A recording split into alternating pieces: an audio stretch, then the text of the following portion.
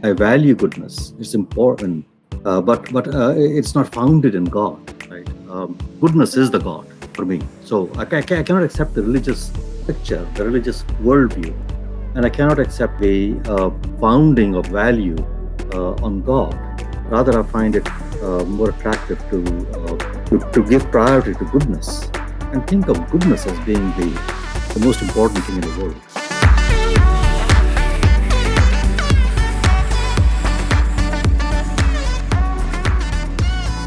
I'm Anil Gupta, and I teach at University of Pittsburgh, and I work in logic, epistemology, and metaphysics.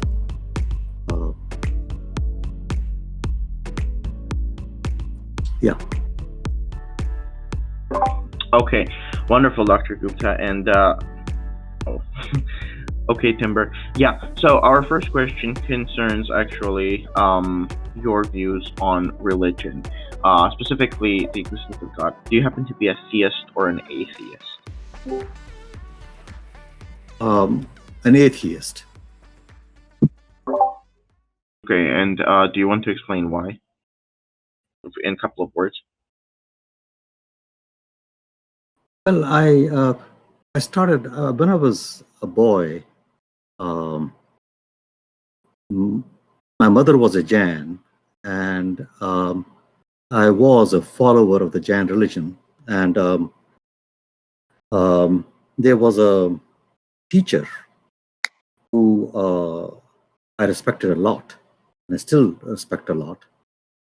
And he and I used to have a lot of conversations about the religion, about what to believe and how to act. And I was very young, and I was persuaded, and I accepted this worldview, the Jain worldview. And as time passed, and as I asked more and more questions, I could no longer accept that worldview. And so I moved away from religion. And I guess after that, I encountered various religions, and there's something valuable there. I won't deny that. But the worldview that is put forward in all the religions that I'm aware of, I'm unable to accept. And I guess overall, I would say, I mean, a great motivation for religion, for me, a powerful motivation is value, about goodness, about being a good person. And many religious people take, I mean, the God's existence as helping them or as required for goodness, for personal goodness. And I guess I've come to reverse this thing. That is, I value goodness. It's important, but it's not founded in God, right? Goodness is the God for me. So I cannot accept the religious picture, the religious worldview, and I cannot accept the founding of value on God. Rather, I find it more attractive to give priority to goodness and think of goodness as being the most important thing in the world. I hope that helps. That's my outlook, anyway. Yes, Doctor.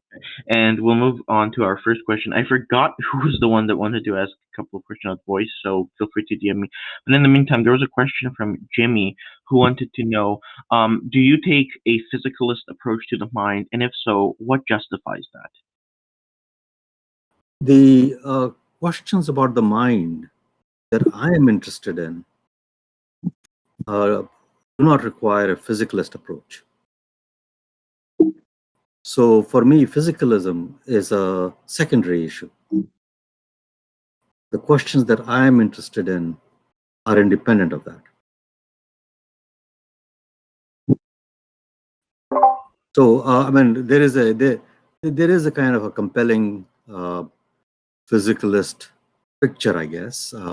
It's important, and it may be true, but my own the kind of questions that I'm interested in do not require me to subscribe to that or to deny that.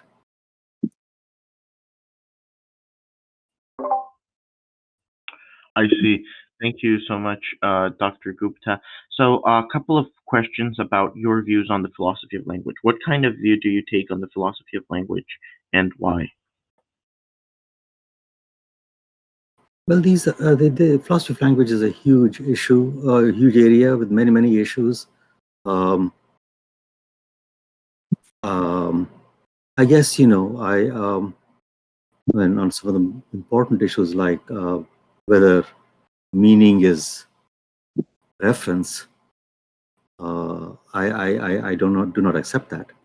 Um, uh, whether truth is definable, I guess I do not accept that. Um, um, but perhaps you could ask a more specific question about my position in philosophy of language. Yeah, specifically your positions on reference. Sorry, so my microphone is cutting out a little. Do you mind if I ask, maybe clarify this? I think a lot of people in this server are interested in the debate between semantic internalism and externalism.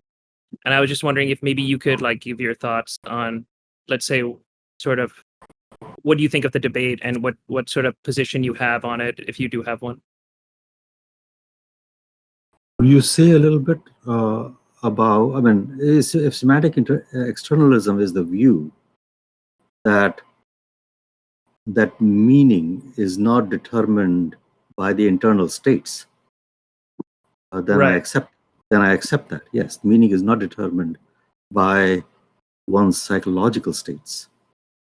For example, go ahead. Sorry. I was going to say that this is not semantic internalism, but there's an important kind of internalism in the philosophy of mind, which I do accept.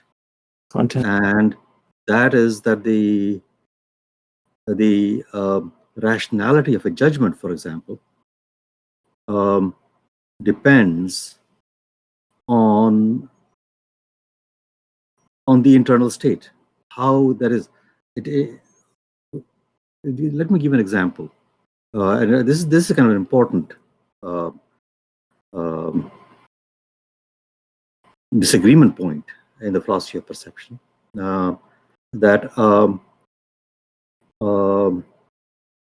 suppose you are having an ordinary kind of a visual experience, and you judge, say it's an experience of a green ball, and you judge that ball is green, right?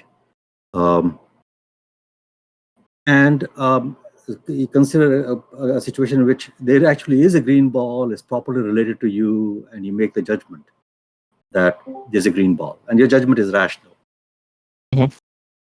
But suppose it happens that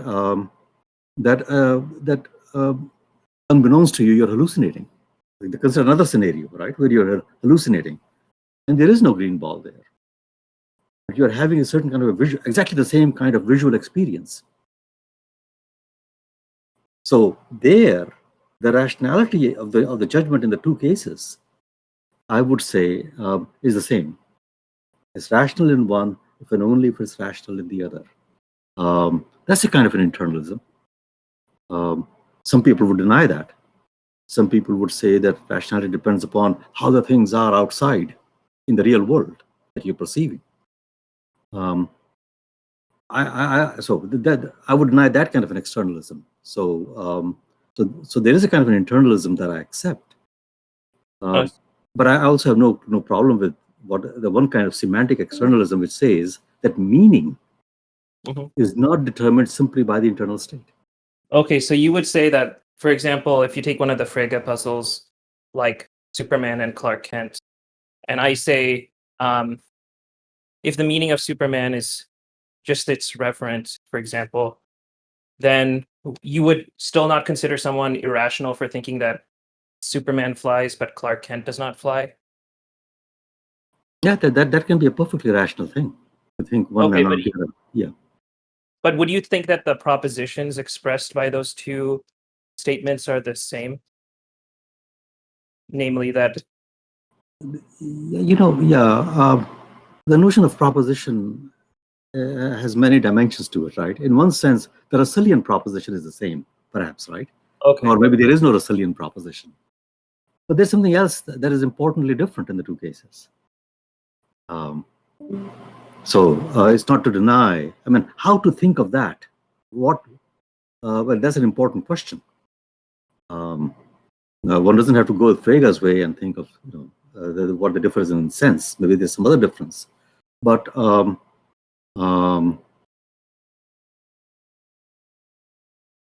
yeah. okay, thank you. Yeah. Thank you, Dr. Gupta, for that very Sure. comprehensive response. And another question was about your revision theory of truth that you proposed.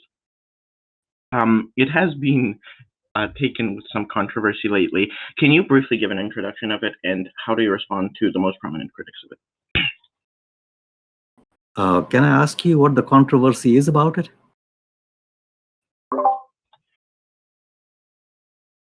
Sorry, could you repeat that? Could you say what the controversy is about that theory? I think there was a controversy that I read about the circularity of it. I can't remember who it was, but there was a paper, for example, that criticized the circular notion of truth. Yeah.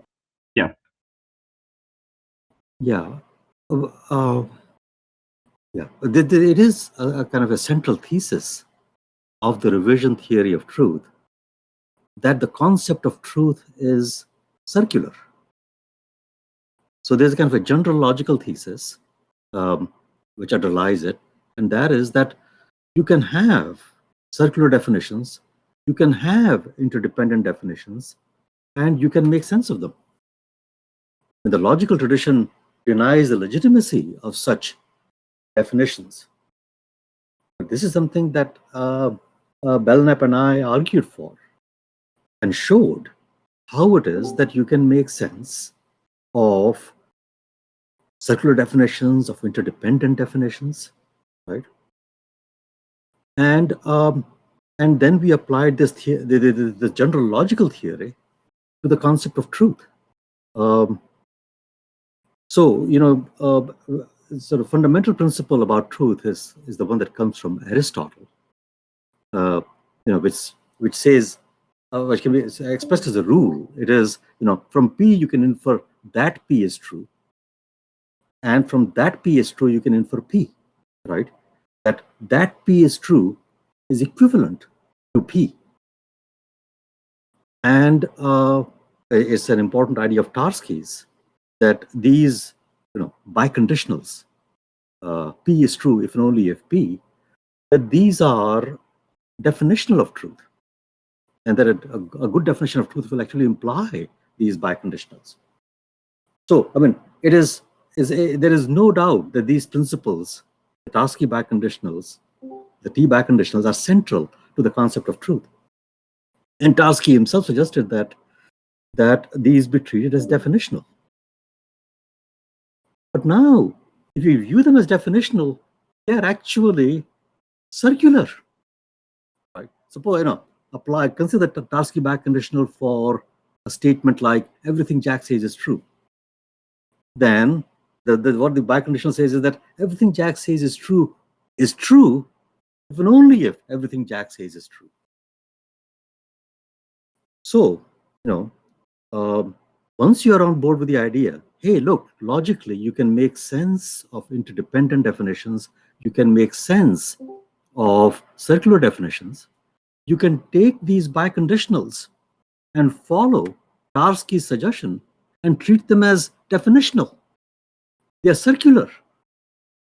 And, you can see what the general theory of definitions would say about truth if you treat these these biconditionals as definitional. And lo and behold, some really good things happen. um, um,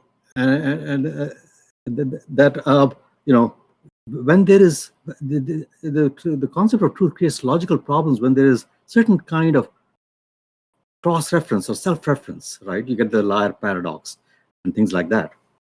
And if you view these biconditionals as circular definitions and see what they tell us about the concept of truth, one thing that they show is that if there is no vicious reference in the language, and they say that the rest of the language is classical, it gives you a classical interpretation for truth.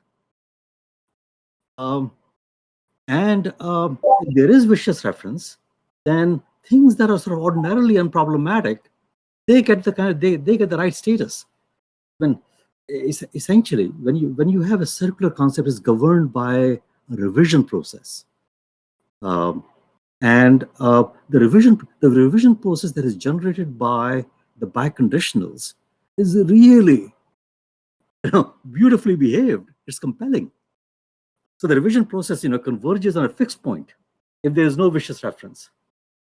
And if there is vicious reference, then there's no convergence to a fixed point, but there is convergence on all the this is the thing that you can debate about, but I would claim that you get convergence on all the good sentences. And it is the problematic sentences that display strange behavior in the revision process. So, for example, the liar oscillates between true and false. But this is exactly what you would expect, given the character of the liar. So I know this is too brief, but I hope that gives you a feeling for the idea behind the revision theory of truth. Just to repeat, the central idea is circular concepts are legitimate. You can make sense of that, and there's a natural definition of truth coming from Tarski, and if you apply that definition, you get good results. But Professor, just a quick follow-up. So Tarski just introduced this like biconditional, but do you think that as sort of this definition of truth, but do you think that's like a bit too weak, for example, for truth? Like, do you think that, like, for example, like if we look at like the object language, we could have various different criteria for assertability, right? Like it might be the case that in some language we reject like the law of non-contradiction, or we may reject, let's say, the law of excluded middle. But then if we do that, are we still talking about truth anymore? Do you think like the assertability criteria is sort of also like important when talking about truth? Just, I don't know if that made sense. No, it makes sense. When you talk about sort of truth definitions, you guys sort of talk about there are different kind of definitions, and the different definitions have different aims, right? Right. The kind of definition that the Tarski biconditionals work for is not to sort of explain the entire concept of truth, right? But they capture what we call is the extensional behavior of the truth concept. So suppose I want to define planet. Okay, suppose I just want to be extensionally right. So I can say, well, something is a planet if it is Mercury, or it's Mars, or it's Venus, or right, and so on. That's extensionally okay. That doesn't give you the sort of the character of the concept or the real analysis of the concept.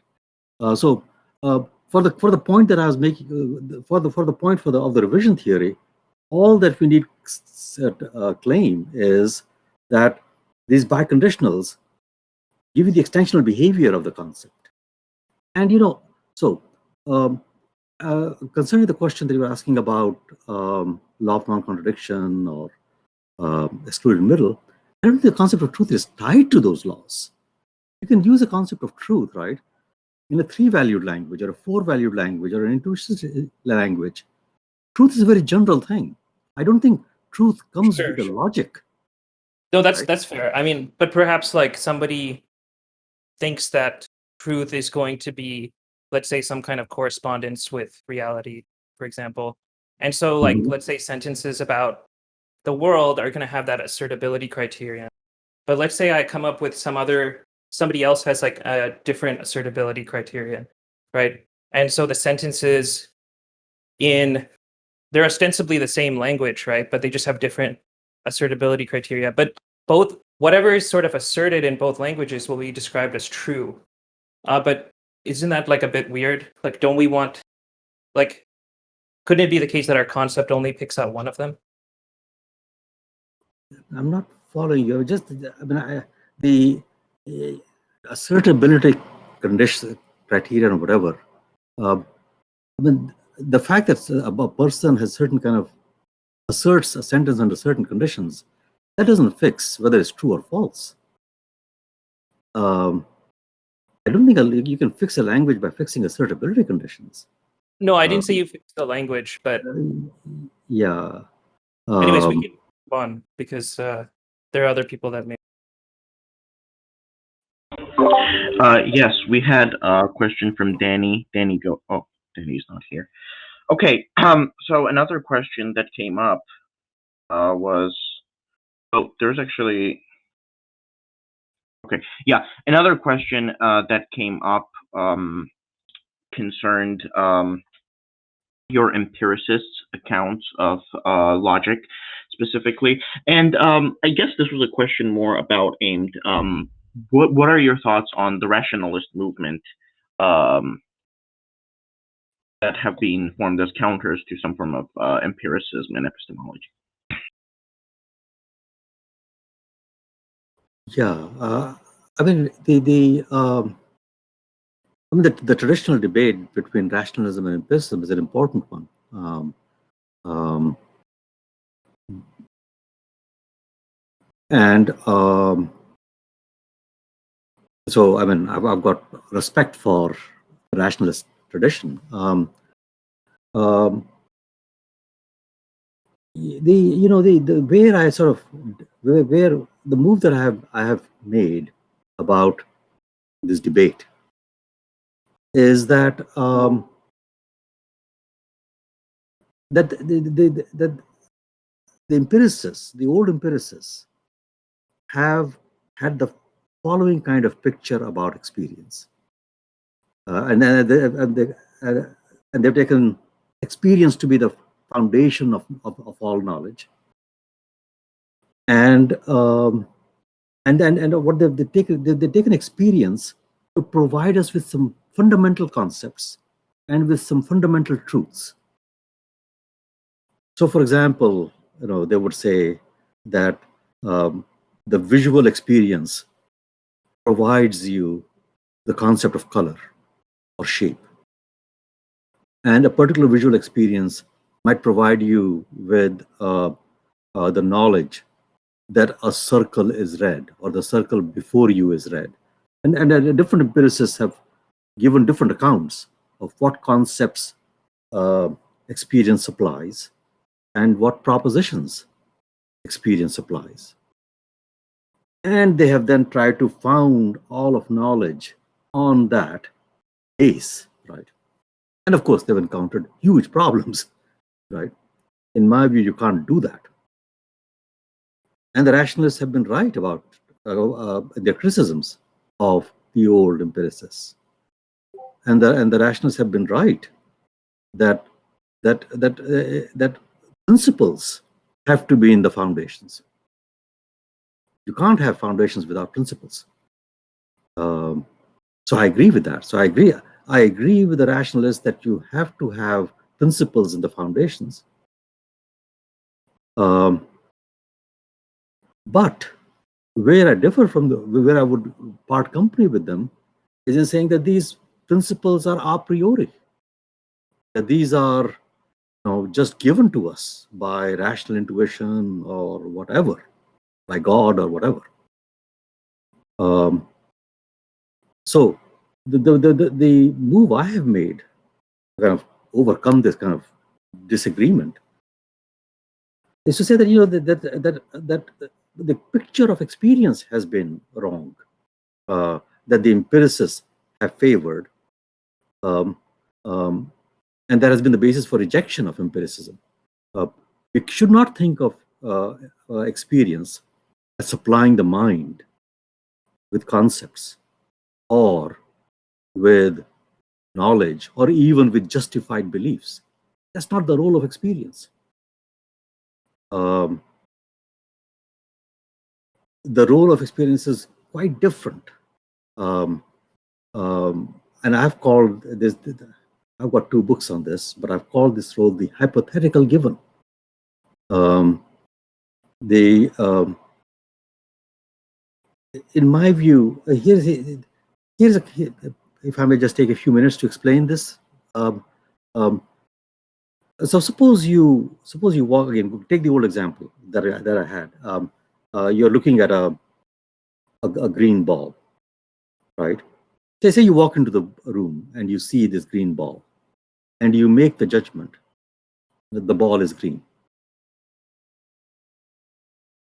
What I want to say is that the experience, your visual experience, is not giving you knowledge of the ball, of the green ball. It's not making it rational for you to accept that there is a green ball. What's really going on is that you enter the room and you have an antecedent view. I mean, you already take the world to be a certain way. You think you live on the surface of the earth. You think there are physical objects. There are other people. You already have a view in place. And you have the visual experience, and you move to the judgment. Here is a green ball. What I want to say is that when you have the visual experience, the experience is not making the judgment rational that the ball is green or that there is a green ball. What the experience is doing is making a transition rational. It's making the transition rational from your view of the world to the judgment. What the experience is enabling you to do is to enrich your antecedent view in a certain way. Suppose you had a crazy view of the world. Suppose you got convinced by these old sense datum theorists, and you thought that the world consisted of these sense data.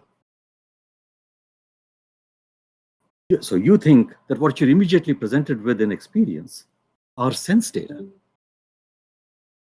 Then, same situation. You walk into the room, you see the green ball, and you make the judgment, there is a green sense datum before me.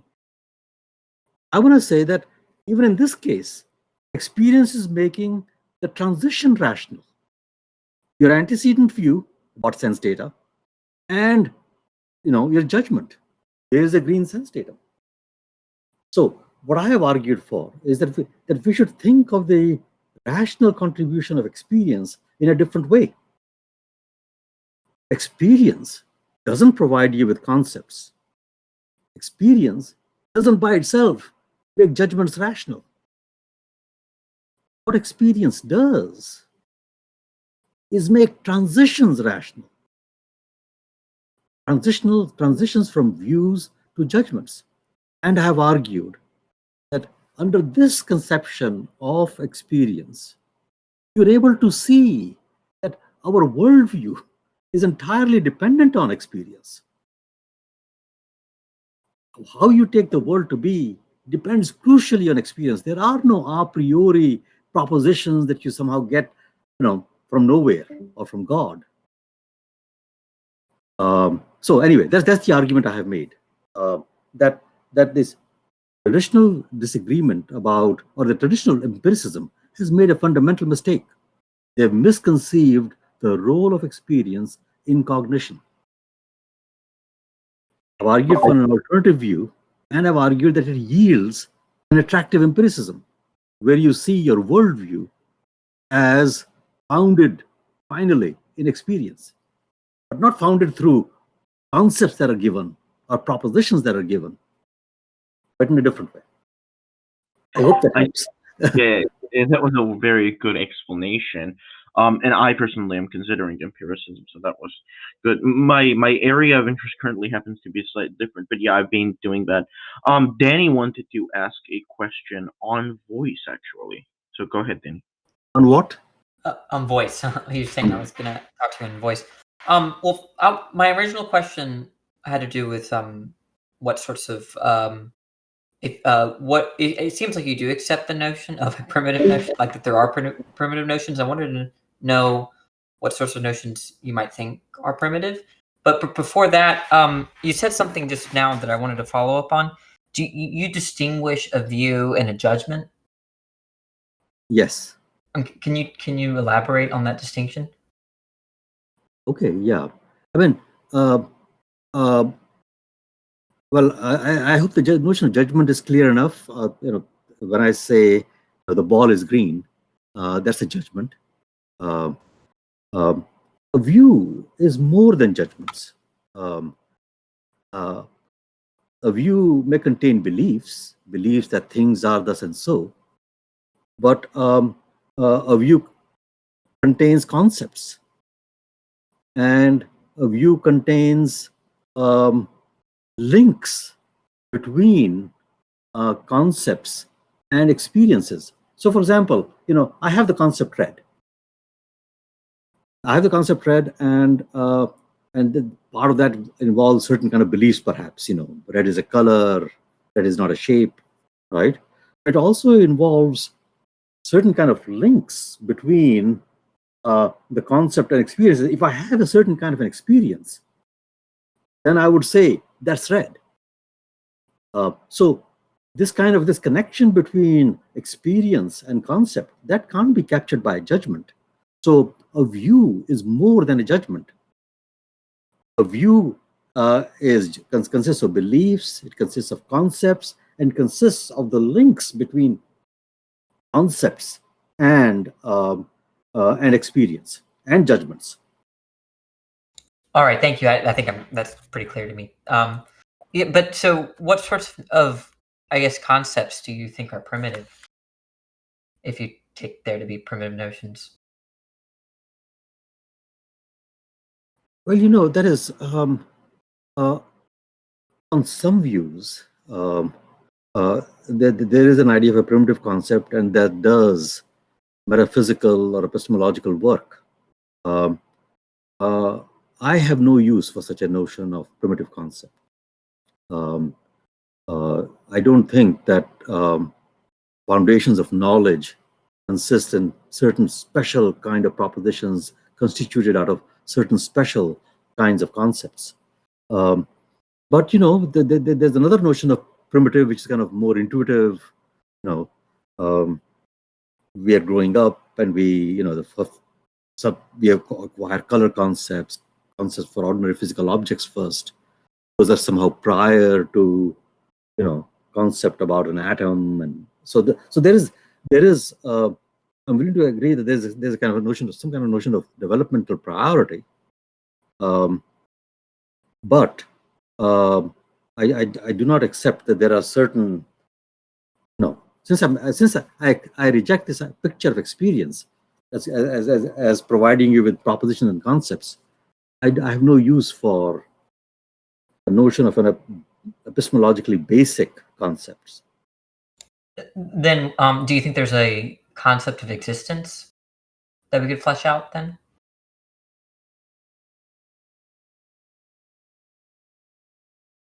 There is a concept of existence, yeah.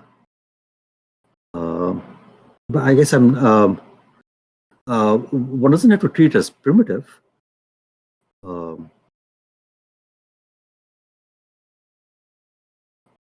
Perhaps you could ask the question another way.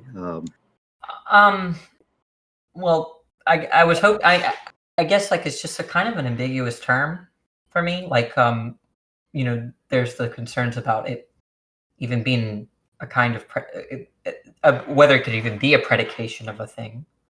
So if it's of a property, I didn't know if that had implications. If you thought that like existence wasn't a property, that whether that had entailments about it's I guess it's whether it's a concept or not, or whether I don't know. I'm just kind of confused on how to explicate to someone what existence is, or the difference between like an actual object versus a non-actual object. Mm-hmm, mm-hmm. Yeah. Yeah, I'm not sure this is going to help you, but let me say this. I mean, there is about existence. There's a kind of a logical linguistic question, right? Where we talk about existence, and the question is how to understand that talk. So some people say, oh, to understand existence as a predicate. Others say, no, understand as a quantifier, right? So there is that kind of a philosophical debate about existence, kind of a logical linguistic debate. And then there's also a kind of a metaphysical question. Some people would sort of equate the two, the logical linguistic question with the metaphysical. I believe we should separate them, right? So you may ask the question, what there really is, or what there is, a question of ontology, right? And in your worldview, what kind of things do you think populate the world? That's an ontological question. And you may, and I think we should, have a certain kind of a picture of the world, subscribe to a certain ontology, take there to be certain kinds of things in the world, but not see all our talk as being about those things. Right? We talk about many things, which we may not include in our world picture or in our ontology. So there's a kind of a question, metaphysical question, of connected to existence. What should we take there to be, in our worldview? And that's a good and hard question. I have some views about that, but anyway. I appreciate your response. Thank you. Okay. Sure. Thank you so much, Dr. Gupta, for that response. So, moving on, Dr. Gupta, you've written at length about both the foundationalist and coherentist views. However, one view that's making a resurgence lately is the infinitist view about epistemology, I guess, and epistemology as a response to the Munchausen trilemma. So the question is, do you think that infinitists have any ground to stand on? Do you think the position is completely dead in the water, so to say, now, or do you think there's still reasonable amounts of defense that could be leveled in its favor? Yeah, I think that's an interesting move, and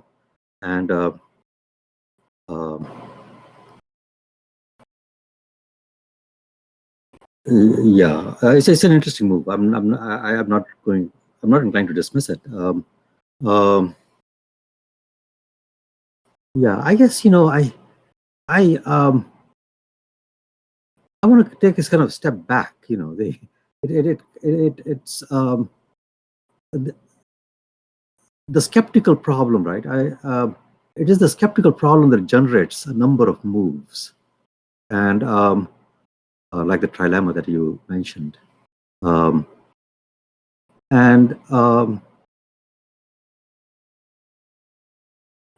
I guess the way I read skepticism, I'm inclined to respond to it in a different way. I'm not inclined to accept a foundationalism, right? We can't think of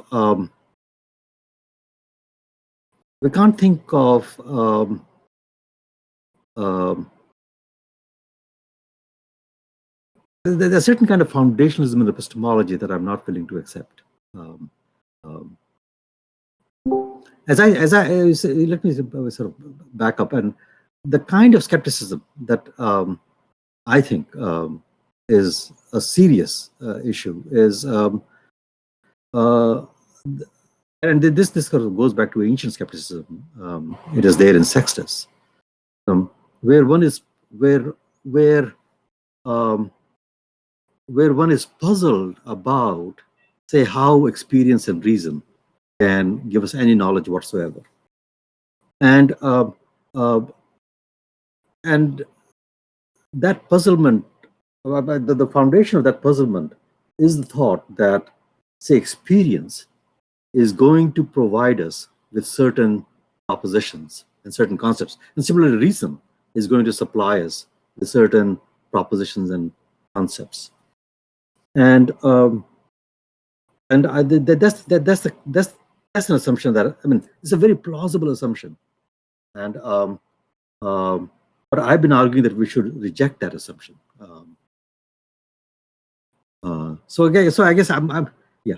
I mean, the Infinitist move is an interesting move, but I guess my heart lies in a different area, or a different kind of a skeptical problem. I see.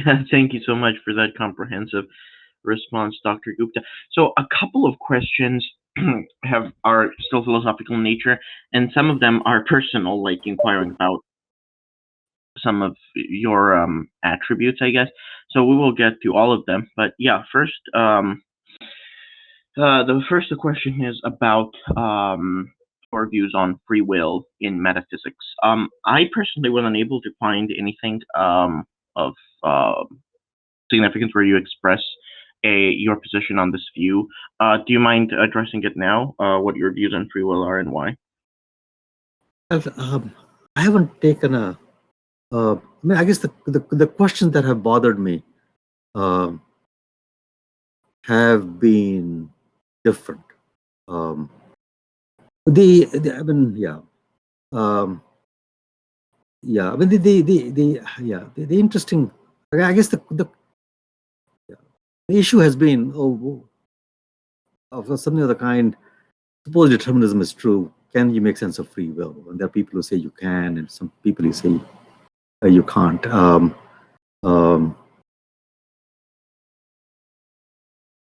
Yeah, I've not taken a stance on this, and I guess I don't really want to do so right now. It's not a question that that has interested me. I see. And George would like to know, what are your thoughts on Continental analytic divide? It is unfortunate. It's unfortunate because that and not just Continental analytic. There's a kind of non-English speaking philosophy, I mean, Indian philosophy or Chinese philosophy. There's a kind of a huge divide, and one hopes that it will disappear. That is really due to prejudices and institutional inertia.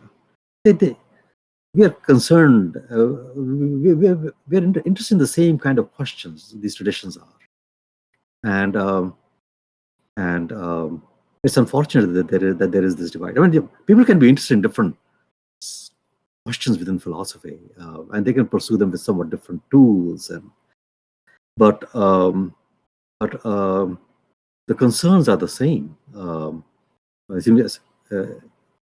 Concerns are the same in Indian philosophy and in Western philosophy, and they're the same. Concerns are the same in Plato as in Russell. So it's unfortunate that there is this divide. Oh, I see. And was it Mike that wanted to know who are your favorite philosophers before the 20th century?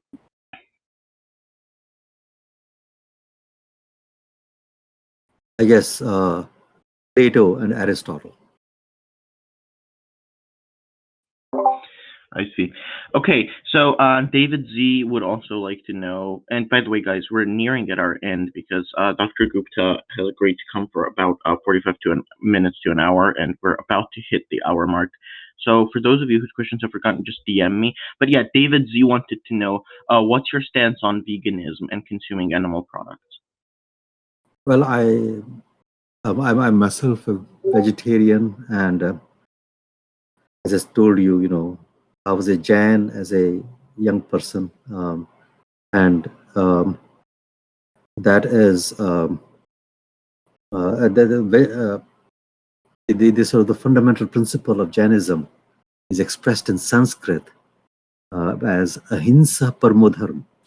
Non-violence is the first principle, and I still believe that. So non-violence just covers not just animals, but covers our relationships to one another. We have to be, gentle towards one another. We've got to be gentle towards animals.